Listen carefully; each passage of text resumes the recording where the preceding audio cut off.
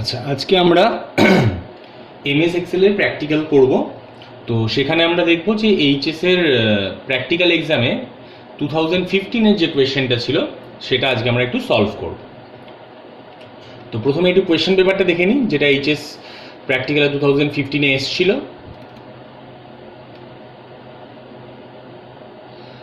তো 2015-এর যে কোয়েশ্চেনটা ছিল এমএস এক্সেলে, সেটা হচ্ছে যে দুখানা এমনি গ্রুপ এ থেকে, মানে যেটা বিভাগ ক আমাদের, সেখানে 4টে কোয়েশ্চেন থাকে, সেখান থেকে একটা অ্যান্সার দিতে হয়। তো 4টে কোয়েশ্চেনের মধ্যে দুটো এক্সেল এবং দুটো অ্যাক্সেসের, এমএস অ্যাক্সেসের কোয়েশ্চেন থাকে। তো 2015-এর যে এমএস এক্সেলের দুটো কোয়েশ্চেন ছিল, সেই দুটো কোয়েশ্চেন আমরা পরপর একটু দেখব। তো ফার্স্ট যে কোয়েশ্চেনটা ছিল সেখানে বলা ছিল যে গত বছরের মোট উৎপাদনের ওপর ভিত্তি করে নিম্নলিখিত তথ্য ব্যবহার করে এমএস এক্সেলে একটি পাই চার্ট তৈরি করার কথা। তো সেখানে আমরা দেখতে পাচ্ছি যে এই ওপরে কলমগুলো দেওয়া রয়েছে এ বি সি করে, আর সাইড ওয়াইজ আমাদের রোড নাম্বারগুলো দেওয়া রয়েছে 1 2 3 করে 6 অবধি রয়েছে। তো দেখতে পাচ্ছি ফার্স্ট যে রোটা, সেই রোটায় 3টে কলমকে একসাথে মার্জ করা রয়েছে, মানে 3টে কলম জুড়ে একটা সিঙ্গেল সেল দেখাচ্ছে। তো বুঝতেই পারছি যে ফার্স্ট এই A1 B1 এবং C1 তিনটে সেলকে আমাদের একসাথে মার্জ করতে হবে। মার্জ করে এই প্রোডাকশন অ্যানালিসিস বলে কথাটা লিখতে হবে। এবার প্রোডাকশন অ্যানালিসিসের মধ্যে আমরা দেখতে পাচ্ছি যে প্রোডাকশন অ্যানালিসিসের তলায় প্রোডাকশন ইন টনস বলে ব্র্যাকেটে একটা লেখা রয়েছে। তো সেইটা আগে কীভাবে করবো একটু দেখে নিই প্রথমে। তো ফার্স্টে যেটা আমরা করছি সেটা হচ্ছে আমরা একটা ডেস্কটপে রাইট ক্লিক করে নিউ থেকে মাইক্রোসফট অফিস এক্সেল ওয়ার্কশিট একটা নিয়ে নিচ্ছি। তো সেটার একটা নাম দিচ্ছি আমরা। এবার এই ওয়ার্কশিটটা আমরা ওপেন করে নিচ্ছি। তো ওয়ার্কশিট ওপেন করার পরে দেখছি আমাদের এই ফার্স্ট যে পেজটা, শিট 1-এর পেজটা আমাদের সামনে চলে এলো স্ক্রিনে। তো সেখানে আমরা কি করছি যে ফার্স্ট 3টে সেলকে আমাদের মার্জ করার কথা। তো ফার্স্ট 3টে সেলকে আমরা সিলেক্ট করছি কিবোর্ডের শিফট এবং সাইড অ্যারো, রাইট অ্যারো যেটা, সেটা কি প্রেস করে 3টেকে আমরা সিলেক্ট করে নিলাম। এই সিলেক্ট করার পরে মার্জ করার অনেক পদ্ধতি আছে। তো যে কোনো আমরা একটা ইউজ করতে পারি, আইদার এর উপরে রাইট ক্লিক করে এই যেই 3টে সিলেক্টেড সেল রয়েছে আমাদের, সেইটার উপরে রাইট ক্লিক করে ফরম্যাট সেলস থেকে অ্যালাইনমেন্টে গিয়ে, অ্যালাইনমেন্ট ট্যাবে গিয়ে এখানে এই মার্জ সেল অপশানটাকে আমরা চেক বক্সে টিক করে ওকে করলে মার্জ হয়ে যায়। এছাড়াও এই সিলেক্টেড যেই সেলগুলো সিলেক্টেড, মানে যেই সেলগুলোকে আমরা মার্জ করতে চাইছি সেগুলোকে সিলেক্টেড অবস্থাতেই আমরা সেলস কমান্ড গ্রুপের, হোম রিবনের সেলস কমান্ড গ্রুপের ফরম্যাট বাটনে গিয়ে এখান থেকেও ঠিক একইভাবে ওই ফরম্যাট সেলসের মধ্যে ক্লিক করলে ওই একই জিনিস, ফরম্যাট সেলস আমাদের ডায়লগ বক্স খোলে, সেখান থেকে অ্যালাইনমেন্টের মধ্যে আবার ওই একই পদ্ধতি আগেরটা যেটা করেছিলাম। তাছাড়া আরেকটা যেটা আছে যে এখানে আমাদের এই হোম রিবনের অ্যালাইনমেন্ট ট্যাবে মার্জ অ্যান্ড সেন্টার বলে একটা অপশান আছে, মানে যেখানে সেলগুলোকে মার্জও করা হবে এবং সেলের মধ্যে লেখাগুলোকে সেন্টার অ্যালাইনমেন্ট সেট করা হবে। সেই অপশানটাকে আমরা সিলেক্ট করতে পারি। তাহলে যেটা আমাদের ইচ্ছা এই 3টে অপশানের মধ্যে যে কোনো একটা আমরা সিলেক্ট করবো। তাহলে ধরো আমরা এই লাস্ট অপশানটা মার্জ অ্যান্ড সেন্টার করলাম। তো সেন্টার করার ফলে যেটা এলো যে 3টে সেল দেখলাম মার্জ হয়ে গেছে। এবার এর মধ্যে যদি কোনো লেখা আমি লিখতে যাই, সেটা বাই ডিফল্ট সেন্টার, মানে সেটা সেন্টার অ্যালাইনমেন্টে আসবে। তাহলে এখানে যেই কথাটা আমাদের লেখার কথা প্রোডাকশন অ্যানালিসিস বলে, সেই কথাটা আমরা লিখছি।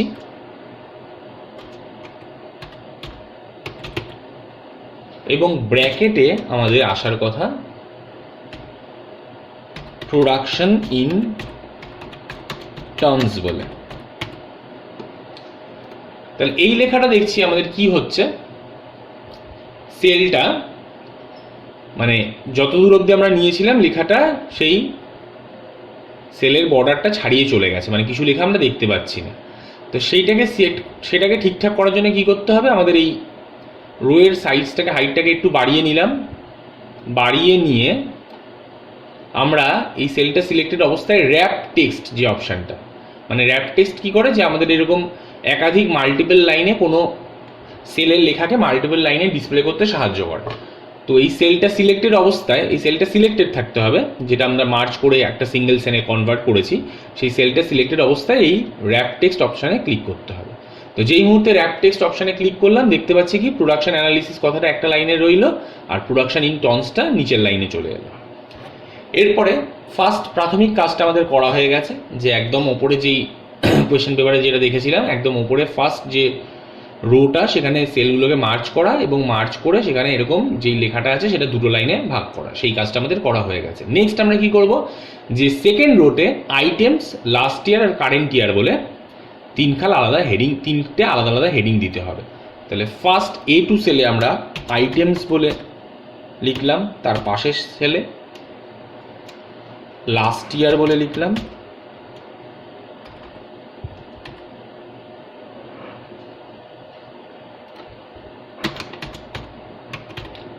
আর C2 সেলে কারেন্ট ইয়ার বলে লিখলাম।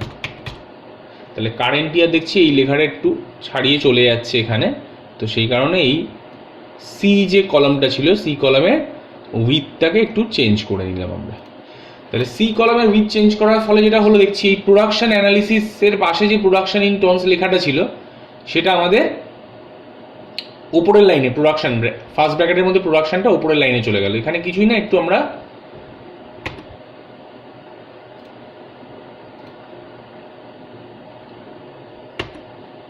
স্পেস এখানে অ্যাড যদি করে নিই, আমরা দেখবো এই প্রোডাকশন কথাটা নিচের লাইনে আবার চলে এসছে। এই সি কলমটার উইথটা চেঞ্জ করার ফলে আমাদের প্রোডাকশন ব্র্যাকেটে যে প্রোডাকশন লেখাটা, সেই লেখাটা আমাদের উপরের লাইনে চলে গেছিল। তো কিছুই না, আমরা ওই প্রোডাকশন অ্যানালিসিসের পাশে কয়েকটা স্পেস, কিবোর্ডের স্পেস বার থেকে কয়েকটা স্পেস বার কি প্রেস করে কয়েকটা স্পেস ওখানে অ্যাড করে নেওয়ার ফলেই আমাদের প্রোডাকশন লেখাটা আবার দেখছি নিচের লাইনে চলে এসছে। এবার এই আইটেমসের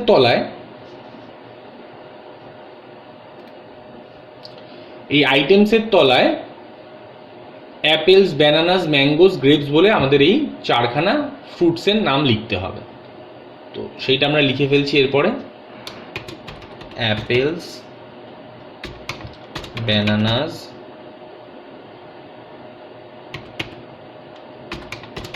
ম্যাঙ্গোস আর গ্রেপস, এই চারটে আমরা লিখে ফেললাম। আর লাস্ট ইয়ারের তলায় এবং কারেন্ট ইয়ারের তলায় কিছু সংখ্যা ছিল, সেই সংখ্যাগুলো আমরা ওখানে লিখে ফেলছি পরপর।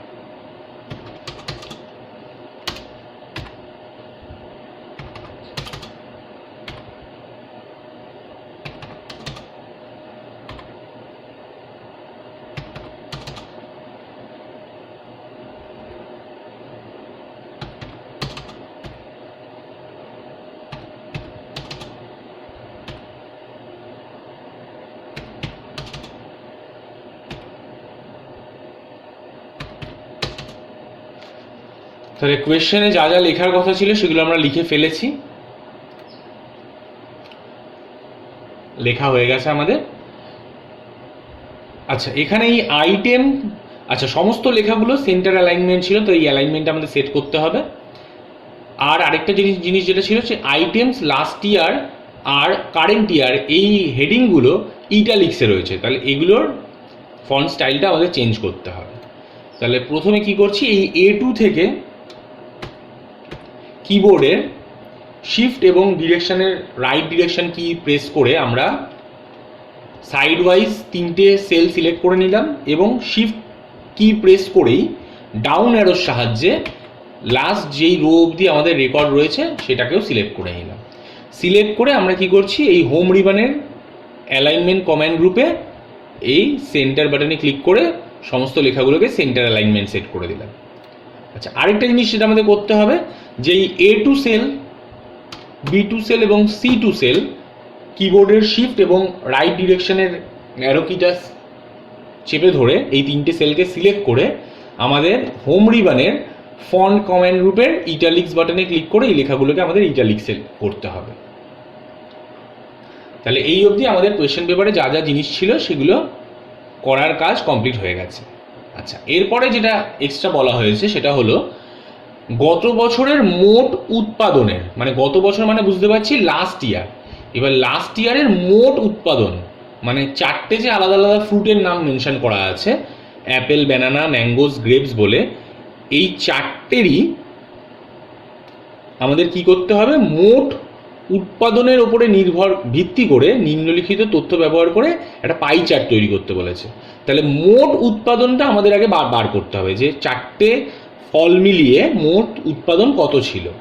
তাহলে মোট মানে টোটাল প্রোডাকশন আমাদের এখানে একটা বার করতে হবে। তাহলে এখানেই ধরো আমরা A7 সেলে টোটাল প্রোডাকশন বলে একটি লেখা লিখলাম এবং সেটাকে একটু এই সেলের এই রোয়ের হাইটটা একটু চেঞ্জ করে নিয়ে এটাকেও একটু র্যাপ টেক্সট করে এরকম এনে নিলাম।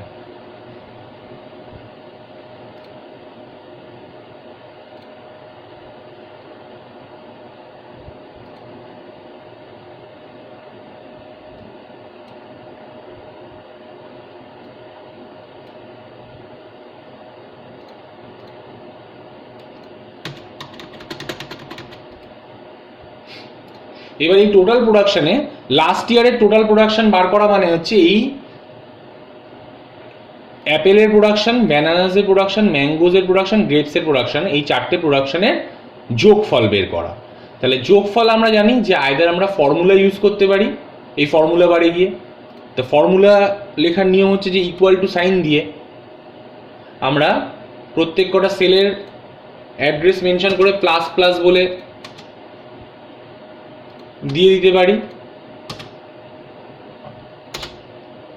তাছাড়াও আমরা এছাড়াও যেটা করতে পারি যে সাম ফাংশন ইউজ করতে পারি। এটা ফাংশন যেটা আছে আমাদের সাম, যেখানে যোগফলই বের করে দেয়, তো সাম ফাংশনে গিয়েও আমরা ওই ফর্মুলা বারে ইকুয়াল টু সাইন দিয়ে সাম বলে ব্র্যাকেটে ওই B3:B6 লিখে দিলেও একই কাজ হবে, সেল রেঞ্জটা যদি আমরা মেনশন করে দিই।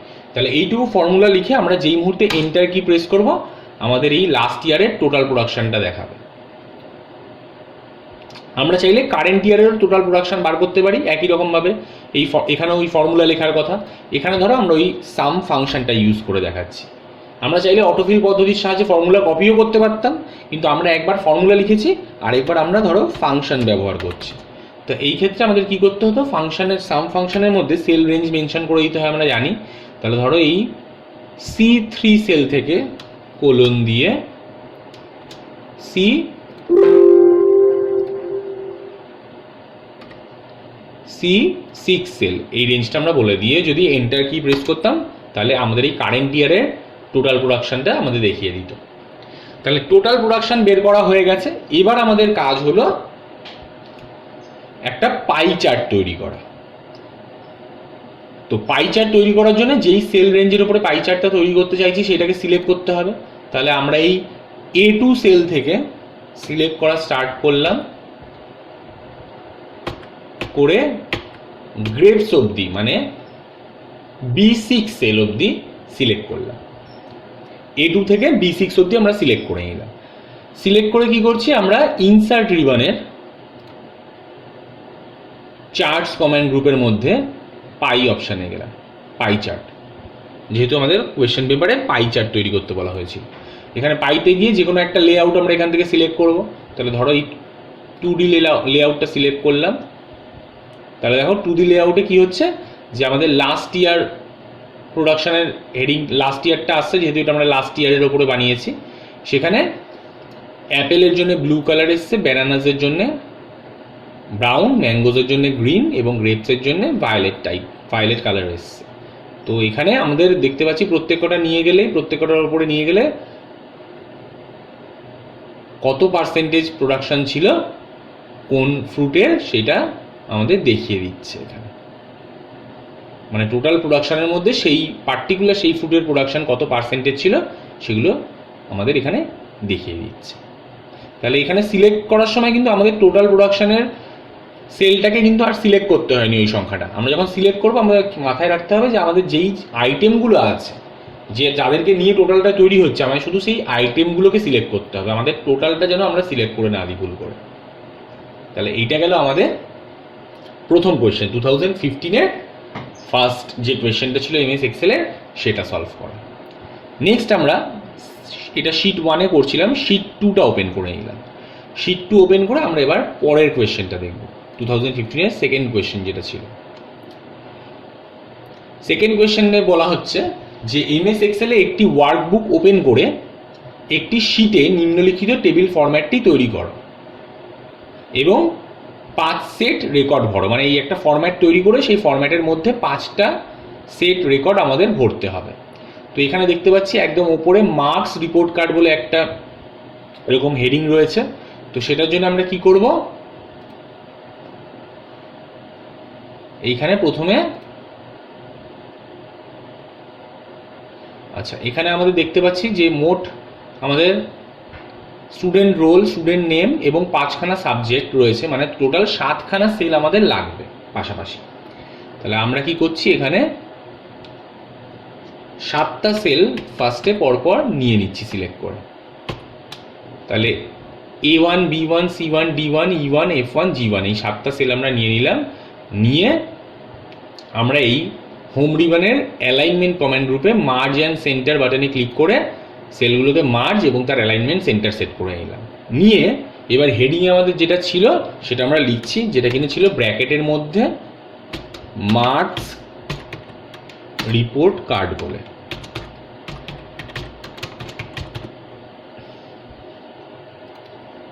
এবার এই লেখাটা আমাদের বোল্ড ছিল, তাই আমরা এই হোম রিবনের ফন্ট কমেন্ট গ্রুপের বোল্ড বাটনে ক্লিক করে লেখাটা বোল্ড করে নিলাম। এরপরে আমাদের পরের যে রোটা আছে সেখানে সেলগুলো মার্জ করা আছে। তাহলে একই রকমভাবে আমরা পরের এই সেলগুলোকে সিলেক্ট করে আমরা মার্জ অ্যান্ড সেন্টার করে দিলাম। করে এবার তার মধ্যে যেই লেখাটা ছিল সেটা লিখবো, যেটা কিনা ছিল ক্লাস বলে। ক্লাস আমরা দিলাম 12।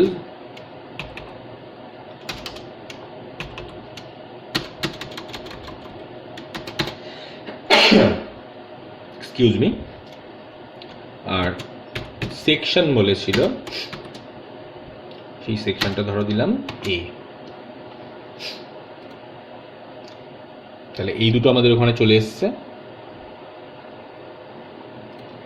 আচ্ছা এইটা মনে হয় এইটা, আচ্ছা নিচের যে লেখাটা ছিল সেটার অ্যালাইনমেন্টে সেন্টার ছিল না, ওটা লেফট অ্যালাইনডি ছিল। তাহলে এটাকে আর সেন্টার না করে এটাকে অ্যালাইনমেন্টটা লেফট সেট করে দিলাম। মার্জ করা অবস্থায় রইল, কিন্তু ওর অ্যালাইনমেন্টটা আমরা সেন্টার সেট করেছি। যদি মনে হয় দুটো লেখা একটু দূরে দূরে পাঠাবো তাহলে আমরা ওই স্পেস অ্যাড করে নেব। তাহলে এটা গেল আমাদের সেকেন্ড রোয়ে যা কাজ ছিল সেটা করার কাজ কমপ্লিট হলো। থার্ড, এবার পরপর সেলগুলোতে বিভিন্ন যে হেডিংগুলো রয়েছে সেগুলো আমাদের দিতে হবে। তাহলে ফার্স্ট সেখানে আমরা স্টুডেন্ট রোল বলে হেডিং দিলাম। তার পাশের ঘরে আচ্ছা যেই সেলগুলো আমাদের উইথ চেঞ্জ করার প্রয়োজন, যেই কলামের উইথ চেঞ্জ করার প্রয়োজন হবে সেই কলামের উইথগুলো আমরা চেঞ্জ করে নেব। তাহলে পাশের সেলটা আমাদের লেখার কথা ছিল স্টুডেন্ট নেম বলে,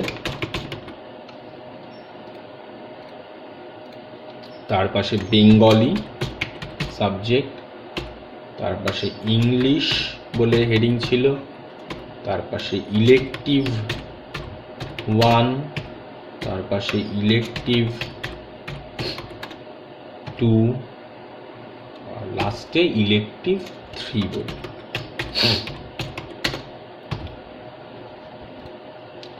তাহলে এগুলো আমরা পরপর লিখে ফেলেছি। আচ্ছা এদের অ্যালাইনমেন্ট সেন্টার ছিল, তাহলে ধরো এদের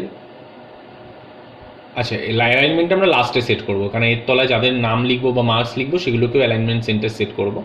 তাহলে একটু একটু করে আমরা কি করলাম, এই ইলেকটিভের এই যে কলামগুলো ছিল সেগুলো একটু উইথটা আমরা একটু বাড়িয়ে দিলাম।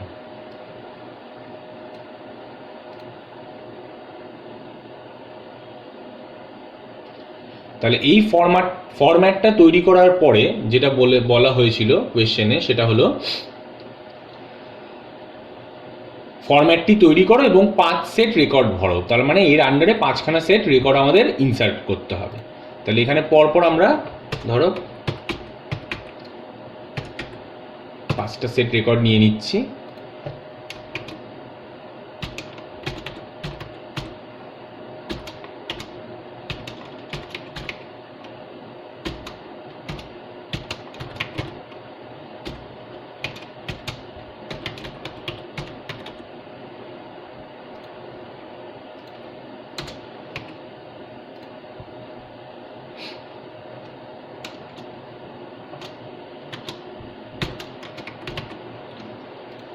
আর এখানে কিছু সাবজেক্টের মার্কস আমরা নিজেদের ইচ্ছা মতো বসিয়ে নিচ্ছি।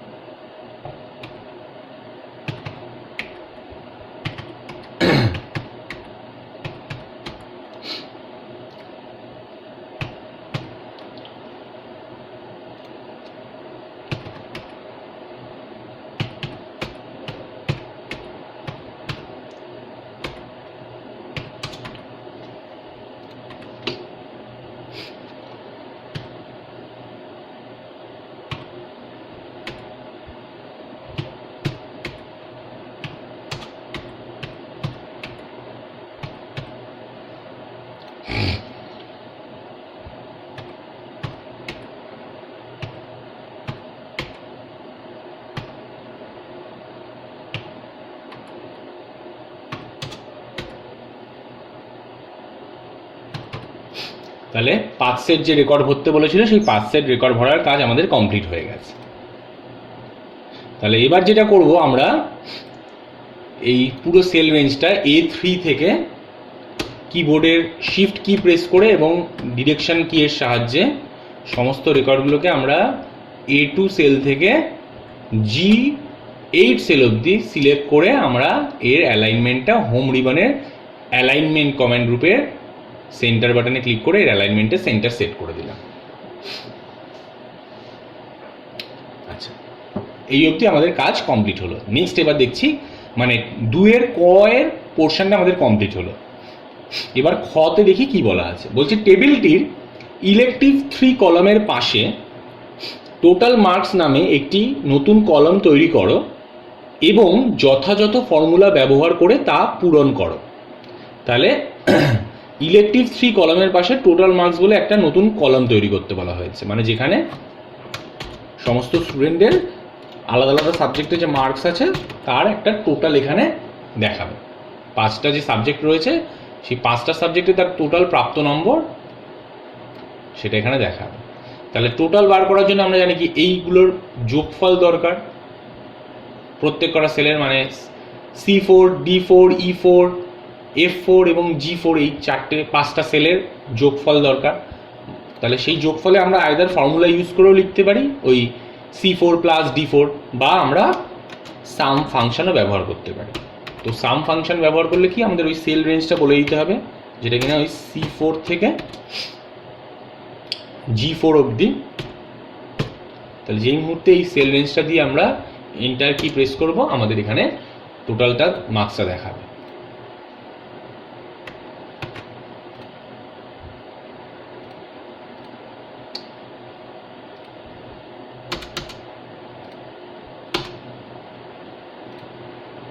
তাহলে টোটাল মার্কস দেখিয়েছে। এরপরে কি করব, নিচের সেলগুলো আমাদের আর বারবার করে ফর্মুলা লিখতে হয় না, আমরা জানি।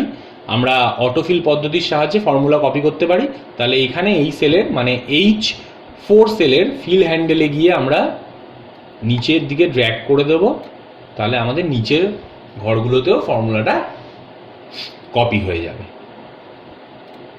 তাহলে এটা গেল আমাদের প্রত্যেক স্টুডেন্টের টোটাল মার্কস ক্যালকুলেট করার পদ্ধতি।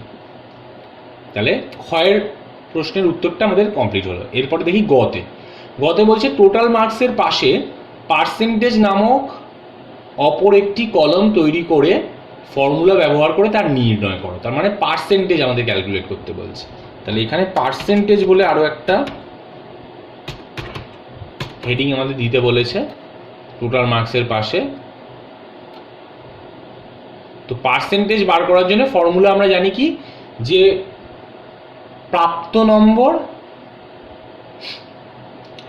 ডিভাইডেড বাই, মানে টোটাল প্রাপ্ত নম্বর ডিভাইডেড বাই, যদি 100-এ পরীক্ষা হয়ে থাকে তাহলে প্রাপ্ত নম্বর divided by total number of subjects, এইটা করে দিলেই আমাদের পার্সেন্টেজ বেরিয়ে যায়।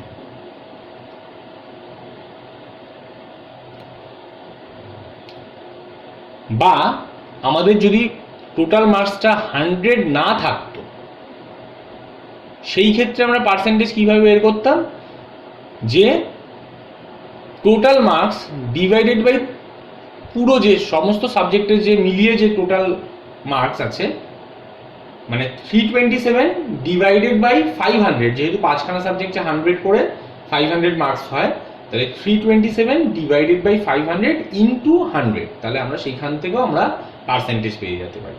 তাহলে যে কোনো একটি ফর্মুলা আমরা এখানে লিখবো। তাহলে এই ক্ষেত্রে ধরো আমরা পার্সেন্টেজের জন্য ফর্মুলাটা লিখছি যে total marks divided by number of subjects. তাহলে টোটাল মার্কস আছে হচ্ছে ইকুয়াল টু সাইন দিয়ে টোটাল মার্কস আছে হচ্ছে